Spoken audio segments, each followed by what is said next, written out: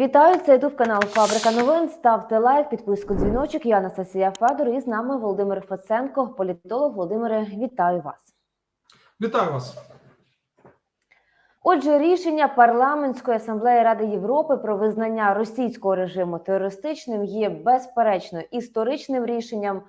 Вперше за 75 років існування асамблеї в тексті документу вказано режим тероризму. Отже, що далі? На що далі надіятись Україні? І як швидко ми побачимо зміни в позитивну сторону після такого рішення? Ну, по-перше, на мій погляд, тут головне навіть не просто ухвалення цього рішення. Воно дійсно є знаковим, дуже значущим. Тому що на сьогодні процес визнання Росії державою спонсором тероризму, він тільки починається. Лише деякі держави або ухвалюють відповідні рішення на парламентському рівні, або ініціюють відповідні рішення. Ну, от для порівняння в США поки є тільки проєкт резолюції, законопроєкт відповідний в Конгресі, і адміністрація США поки не поспішає з таким рішенням. Ну, з сугубо тактичних міркувань, от суто тактичних міркувань.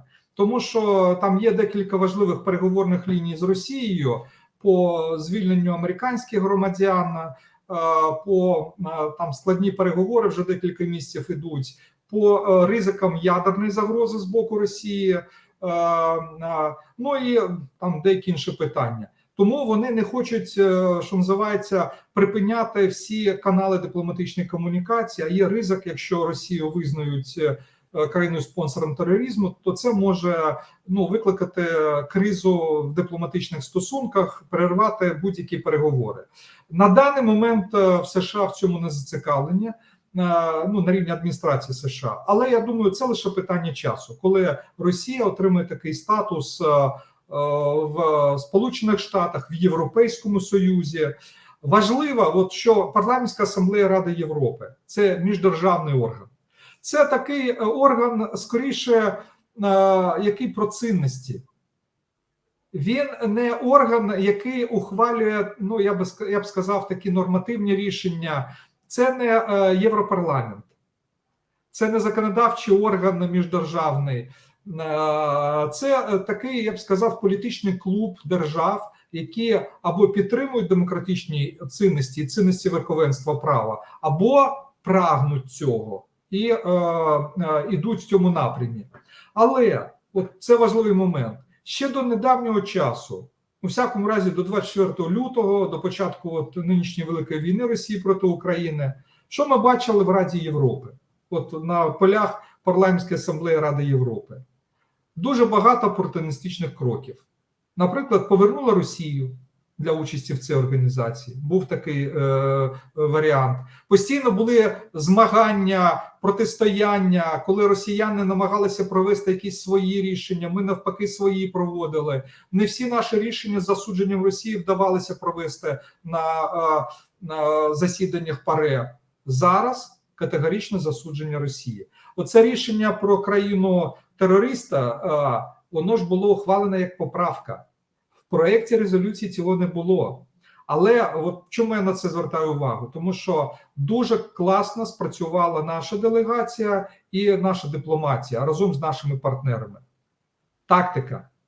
От висунули цю пропозицію, її проголосували, і це сигнал на майбутнє. Я б сказав, це важливий плацдарм в подальшому просуванні засудження дій Росії як країни-спонсору тероризму. Так що це перемога. От як резолюція Генеральної асамблеї ООН, яка засуджує фейкові референдуми і анексію тимчасово окупованих регіонів України, так і нинішня резолюція Парламентської асамблеї Ради Європи – це дипломатичні перемоги України. Так що ми перемагаємо не тільки на фронтах, але от і на дипломатичних полях також.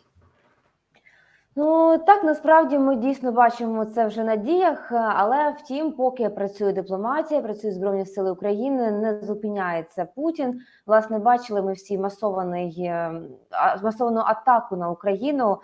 Надзвичайно багато шкоди нам завдало. Власне, представник Головного управління розвідки Міноборони, він заявив, що Суровікін, призначений відповідно, намагається продемонструвати Путіну такі швидкі результати, завдаючи ударів по критичній інфраструктурі України.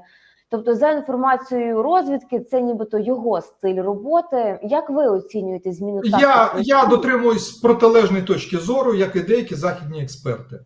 Треба розуміти, це рішення Путіна, не рішення Суровікіна. Слухайте, я нагадаю просто про те, що ще декілька місяців тому з'являлася інформація, що Путін втручається в рішення, тактичні рішення в плануванні бойових дій в Україні. А тут рішення про використання сучасних високоточних ракет. Це рішення могло бути ухвалене тільки Путіним. Тільки Путіним. Я поясню чому. Тому що зараз кожна така ракета, високоточна ракета, не старі ракети, які виготовлялися ще в радянські часи, а нові високоточні ракети, вони на спецрахунку. Тому що їх мало залишилось, цих ракет. Я просто для порівняння, ну, щоб було зрозуміло, наведу зараз конкретні цифри. 10 жовтня проти України було використано трохи більше 80 таких ракет. 84. Зазвичай використовують декілька ракет в день, таких ракет. Я не кажу, там є обстріли, наприклад, Запоріжжя, Миколаєва, з С-300, ну, зенитних систем, але вони працюють на декілька сот кілометрів. А тут ракети, які працюють на декілька тисяч кілометрів. Ракети так званої середньої дальності.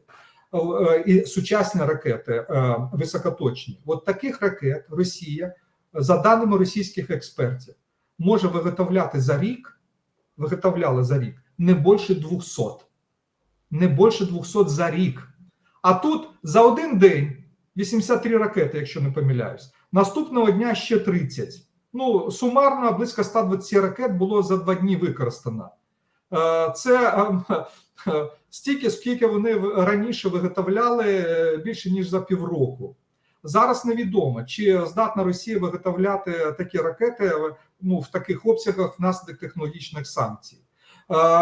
Більшість таких ракет Росія вже використала в перші дні війни і протягом 7,5 місяців війни. Зараз кожна ракета, яка залишилась, це, по-перше, НЗ на випадок ядерної війни. Близько чверті ракет, за даними нашого військового керівництва. Ну і розвиток західних, розвиток НЗ, це приблизно чверть їх ракетного запасу. Вони це зберігають, це не можна використовувати. Залишилось, ну, наскільки я знаю, в вересні я таку цифру чув, зокрема від нашого міністра оборони, залишилось менше 20% загального обсягу у них. І тому вони дозують використання таких ракет. Суровікін власним рішенням не міг це зробити. Да, він очолював космічні сили Росії. Був такий період, хоча це сухопутний генерал.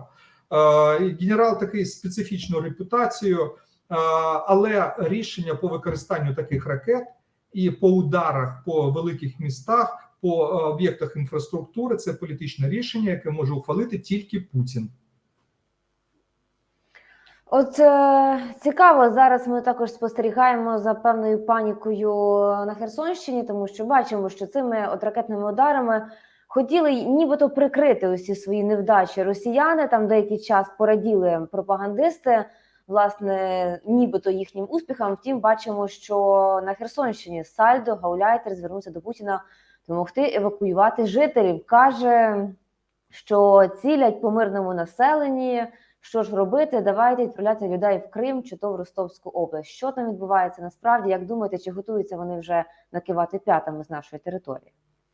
Ну, що там відбувається, я думаю, краще запитувати військових експертів, які моніторять цю ситуацію в деталях. Але от всі ці заяви, які процитували, це, ну, крім пропагандистського навантаження, ну, звинувачень, що от Україна нібито б'є по мирних жителях, це якраз пропагандистське прикриття того, що вони самі обстрілюють мирні цілі, вбивають мирних жителів. От Запоріжжя, те, що зараз коїться з Запоріжжям. А нещодавно те ж саме було і продовжується з Харковом, з Миколаєвом, б'ють по Нікополю і так далі. От скільки прикладів таких. І кількість жертв серед мирного населення – це десятки. І кожен день ці жертви. А вони намагаються це прикрити от такими заявами. Але кого вони хочуть евакуювати? Це ж заклик: евакуюйте нас, любимих, і ми ж вам служили, рятуйте нас, рятуйте наші родини, вивозьте наші родини. От в чому суть цього заклику. Да, це свідчення того, що вони відчувають, ну вибачте, я скажу дуже простою мовою, трошки сленговою, капець уж близько. От вони, слухайте, там вже, наскільки я розумію, за офіційними даними і нашими, які підтверджуються російськими пабліками, тому що російські пабліки часто густо раніше повідомляють, куди війшли українські війська. Ну, фактично, зараз вже українські війська в передмістях Херсону. Ну, там же відстань там 25 кілометрів плюс-мінус. Так що це вже впритул до Херсона. Безумовно, взяття такого міста – це дуже непросте завдання. Там є ешелонована оборона. На жаль, це пов'язано з великою кількістю жертв в процесі штурму. Тому, на мій погляд, українські війська, скоріше за все, не будуть поспішати з штурмом Херсону. Вони будуть вичавлювати. От хай ці заяви, заклики лунають частіше. Вони мають самі тікати звідти. Оце найкращий варіант для нас, коли вони зроблять черговий жест доброї волі.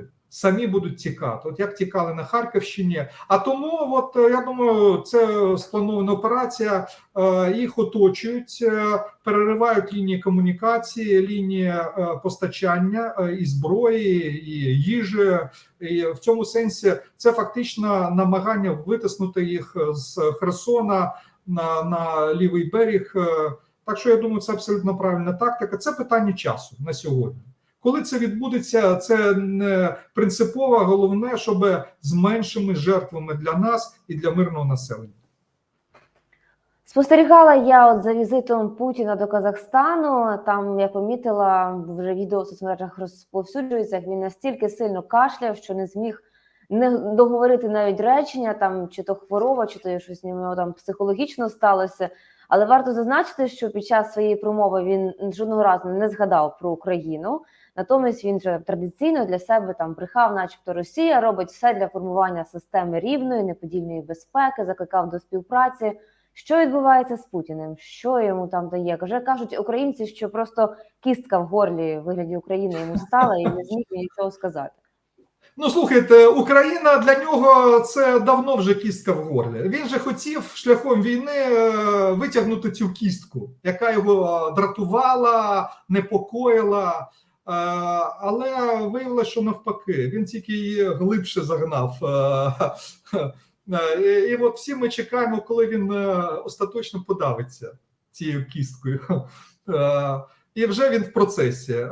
От цей синдром, там колись один російський колега, він звертав увагу, що він там Путін постійно нервує і там своєю ногою різні комбінації викручує.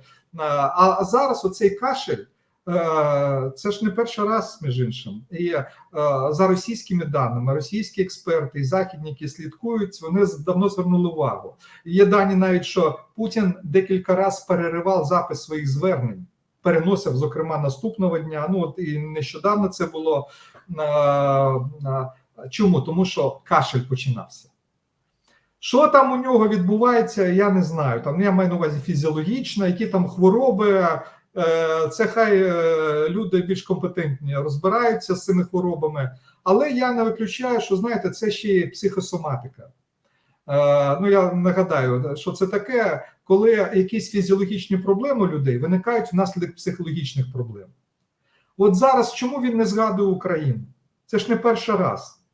Це вже неодноразово в його важливих виступах було. Коли він виступав там на 9 травня, потім там інші були виступи важливі. Він уникав самого терміну Україна. А чому? Тому що це термін, який у нього викликає роздратування. Він навіть боїться згадувати.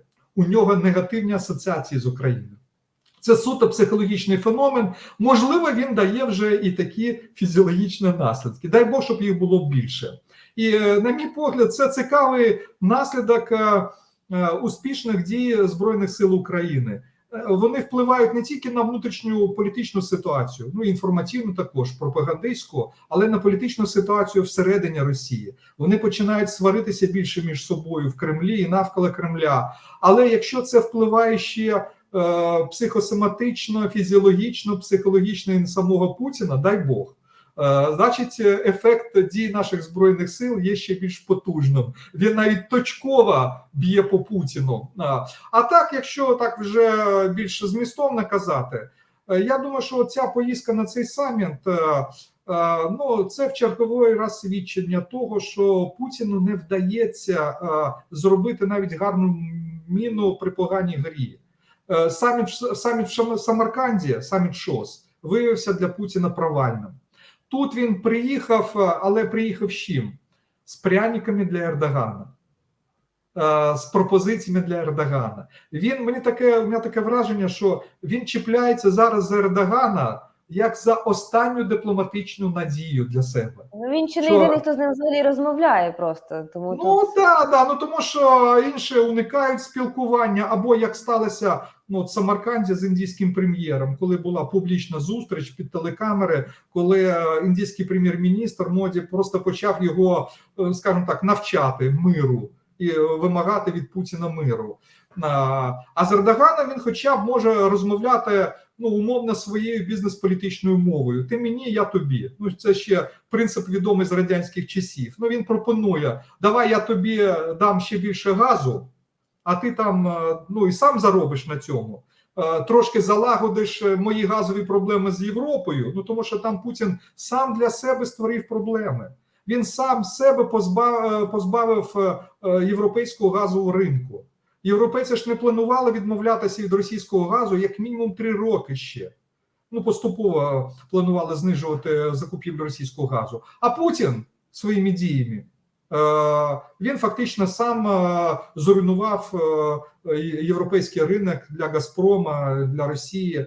І от зараз через Ердогана він хоче там щось відновити, хоча б частково залишитись на цьому ринку. Ну і безумовно він сподівається, що Ердоган буде його, не стільки адвокатом, Ердоган не буде його адвокатом, він такий хитрий, і він працює на 2 фронти, а то і більше. Так Ердоган скоріше буде таким посередником. У нього свій інтерес, він хоче підняти свій статус за рахунок просування ідеї переговорів з Путіним. Але в чому проблема для Путіна? От теж зверніть увагу, раніше, ще в грудні минулого року, Путін висував ультиматуми Заходу. Ультиматуми, вимагав там публічно заборонити Україні членство в НАТО, відійти на кордони 97-го року. А зараз він вже фактично надсилає сигналу: я готовий домовлятися, я хочу домовлятися. Помінялася ситуація, він слабкіше став. Він став слабкіше фізіологічно, психологічно і політично. Я вже не кажу про військовий потенціал Росії. І його сприймають зараз як лідера, який слабше з кожною годиною, з кожним днем в різних сенсах. Але тут є проблема. От чого побоюється, він зараз, скажімо так, наближається до свого фіналу, він в глухому куті, і от тут він може накоїти різних бід, робити різні авантюри, от в цьому небезпека. Тому думаю, що Ердогана зараз, це не тільки його, в випадку з переговорами Ердогана з Путіним, це не тільки особиста ініціатива Ердогана. Я думаю, що через Ердогана і Захід працює, щоб утримувати Путіна в переговорному процесі і, відповідно, утримувати його і стримувати його від ядерних авантюр, зокрема. Стримувати його будуть військовим шляхом, зокрема за рахунок активної допомоги України. І от на події 10 жовтня ми бачимо, як Захід достатньо швидко відповідає збільшенням підтримки України, зокрема от по системах ППО ухвалення рішення. І кожен день ми отримуємо інформацію про нові постачання зброї. Так що в цьому сенсі от Ердоган, він буде таким ще інструментом діалогу, опосередкованого діалогу між Заходом і Путіним, не для большої зділки, так званої, а для того, щоб Путін не накоїв різних дурниць і різних бід для всього світу. Ну а думаю, що головні події в цьому контексті можуть відбуватися не зараз. Зараз ніяких рішень немає і не може бути. А от думаю, що може бути більш активна фаза переговорів під час саміту Великої Двадцятки через місяць в Індонезії. От там, якщо Путін там буде, то там, я думаю, що можуть бути цікаві події. Я не очікую ніяких домовленостей, ніяких великих оборудок, больших зділок. Захід на це не піде.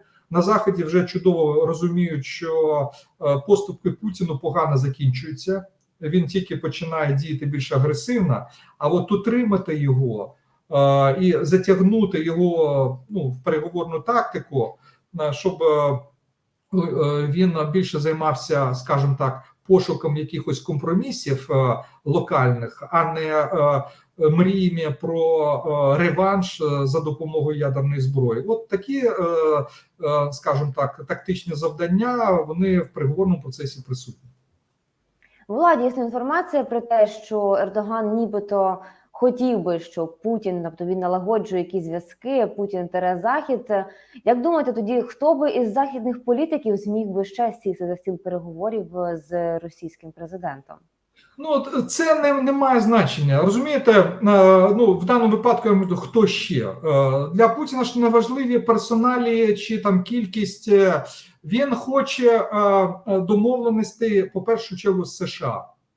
От я нагадаю, до кого він звертався в грудні, коли висував свій ультиматум? Навіть не до Європи, до США і до НАТО. Йдеться про безпекові питання. Зараз він хоче домовлятися по тих же самих питаннях, насправді, плюс як закінчити війну в Україні, от нове питання.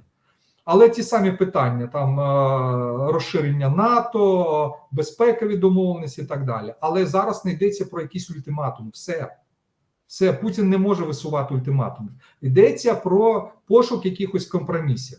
Але є питання, де компроміси просто неможливі. Ключове питання – це Україна. Після того, що Путін зробив, анексію 4 тимчасово окупованих регіонів України, які Путін, до речі, не повністю контролює, ні про які компроміси не може йти мова.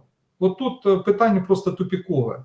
Да. Єдине, про що можуть домовлятися в перспективі, не зараз, це про припинення, можливо, тимчасове припинення бойових дій. От така тема може обговорюватися. Це погано для нас. Це буде замороження конфлікту, Путін буде готуватися до війни. От можна, я трошки посперечаюсь з вами. Я теж, в принципі, виходжу з цієї стереотипної думки, що це погано. Замороження конфлікту – це погано, це засвідчила історія з мінськими домовленостями. Нібито це так, правильно. Але, я ж кажу, по-перше, не зараз, а трохи пізніше. Нам треба звільнити більше окупованих територій. Тому це питання постане пізніше. А от чому ситуація не така проста? І від цього більше виграємо ми потенційно. Це як гіпотеза. Я відразу роблю поправку, а то я розумію, зразу почну там звинувачувати.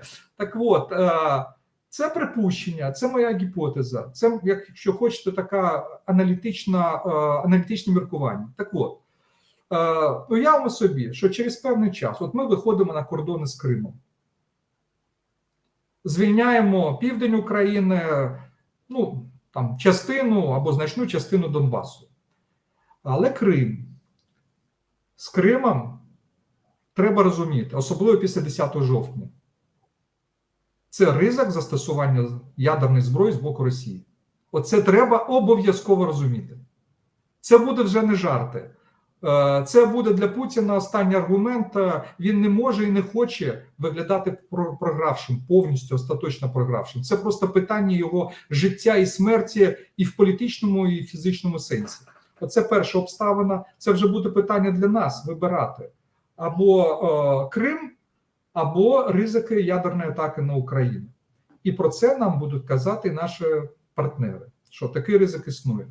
Але от це лише одна сторона питання, і тут є певна проблема для нас. А от зараз проблема для Росії. От тимчасове припинення бойових дій, тимчасове, не мир, ніякі там домовленості мирні, а просто припинення бойових дій на певний час. Для нас, в принципі, це означатиме, що не буде ракетних атак, буде час відновитися, відновити енергетичну систему, логістику, транспортні системи, часткову економіку і так далі. А от що в Росії? В Росії почнуть повертатися частково, мобілізовані, роздратовані. Роздратована партія війни з одного боку, з іншого боку, незадоволені аполітичні росіяни. Санкції ж ніхто не скасує.